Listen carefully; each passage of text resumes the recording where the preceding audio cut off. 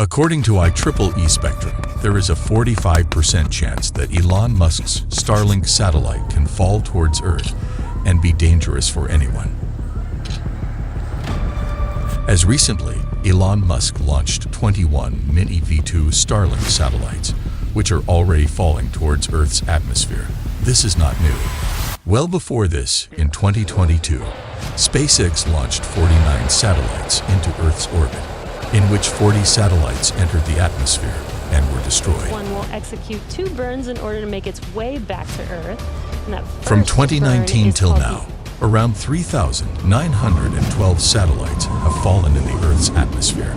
This would be obvious that there must be a technical fault as the reason for these incidences, and that could be solved.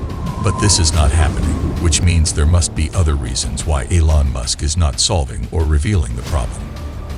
Today, a new moon is in the sky, a 23-inch metal sphere placed in orbit by a Russian rocket. Here an Satellites conceptualization was done by U.S. military during the Cold War for communication purposes and to defeat USSR in the space race. But in 1991, after USSR's collapse, this program was dismissed by U.S. President Bill Clinton due to people being against the program for its massive budget and that the money could be used for various developments. But as in 2015, Elon Musk started the Starlink satellite constellation, and the reason behind this was to provide internet for rural areas. As per UNESCO, more than half the world's population has no access to the internet, or rather has limited access. In rural areas, roads are not good, so spreading internet fiber optic cables is expensive. So Elon Musk took this as a challenge to provide people with internet. Since 2019, Musk has launched around 40 to 50 satellite patches every month. These satellites are connected with lasers, that's why they look like a constellation. But the thing is, these satellites do the same work as geostationary satellites. So what's different about them? Starlink satellites are in low Earth orbit, due to which they can provide more users with good internet speed than geostationary satellites.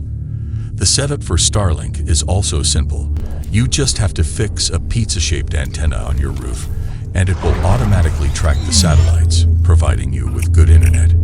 Elon Musk has also claimed that these satellites can auto-dodge, meaning that if one of these satellites malfunctions, others will dodge without falling towards the Earth.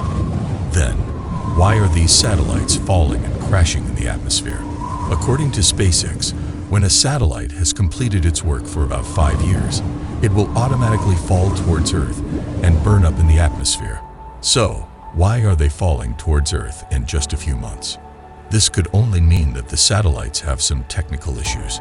For example, in February 2022, more than 40 satellites crashed due to the faults of engineers. The idea behind Starlink, Elon Musk's idea, was to replace the dependence of the internet on cables. About 95% of internet traffic is handled on undersea cables.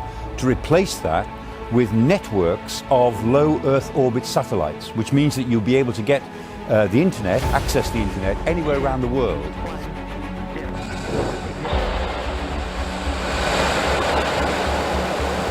One of the reasons behind this is the drag force in space due to plasma. These drag forces generate deorbitation of the satellite.